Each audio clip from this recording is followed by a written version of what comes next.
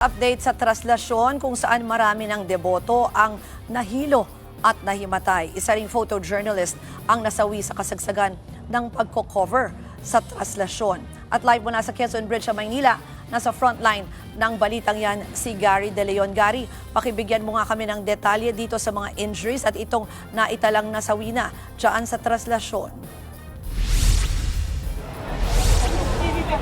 Quezon Boulevard. Palangka, Quezon Boulevard, Quezon Bridge.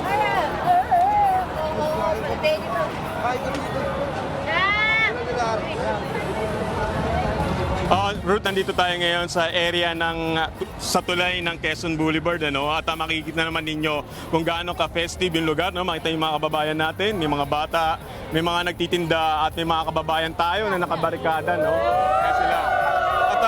Nangyari dito ay dumaan na nga sa may Carlos Palangka yung andas ng Nazareno at sa ngayon ay patungo ito sa area ng Quezon Avenue, Quezon Boulevard at ito ay mabagal dahil dinadaluhong siya ngayon ng mga kababayan nating deboto. Kaya ang system, marami ang nahilo at dinala sa mga volunteer medical personnel. Aabot sa 300 deboto ng Nazareno ang sinakloloan ng mga rescue volunteer sa Aurora Boulevard sa Quiapo, Maynila. Karamihan nahilo, tumaas ang blood pressure at nagkasugat sa mga paa. Marami ang mga senior citizen at mga bata sa mga dinadala sa mga tent ng mga rescue volunteer.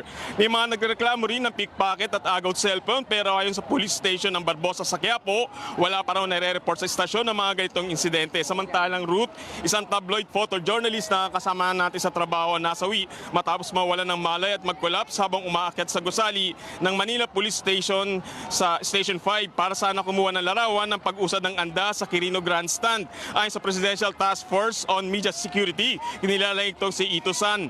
Inatake raw siya sa puso at nagkatrangkaso na rin daw ng nakaraang araw pero pinili pa rin i-cover ang translasyon. Samantala rin, ito na nga yung sitwasyon matapos dumaan ng andas. Medyo nabawasan yung tao sa aking likuran na kanina nagbabarikada rito. Isa sa mga problema nakikita rito at nirereklamo ng mga kababayan nga natin ay yung mga CR, wala kasi ritong mga portalet at medyo syempre kung saan yung pumapwesto yung mga kababayan natin. Especially may mga bata at mga senior, kaya yung iba nahihilo at pabago-bago rin kasi yung panahon, mainit, biglang kukulimlim at biglang iinit ulit. Dahil siksikan nga yung mga tao, yun yung mga naging problema kaya nahihilo, tumataas ang blood pressure. Kaya panawagan natin na sana naman ay wag na sana magdala ng mga bata lalo ng mga sanggol at yung mga super senior, yung mga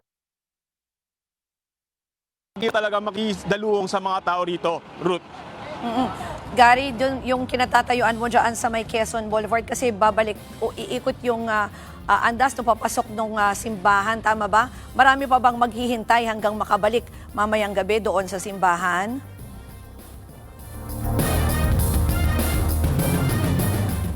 Nako, parang nagkaroon na ng technical difficulties. Yan po ang Express Report ni Gary De Leon. Mga kapatid, Ruth Cabalco, para sa mabilis na pasada ng mga balitang dapat niyong malaman, mag-follow at mag-subscribe sa social media pages ng News 5.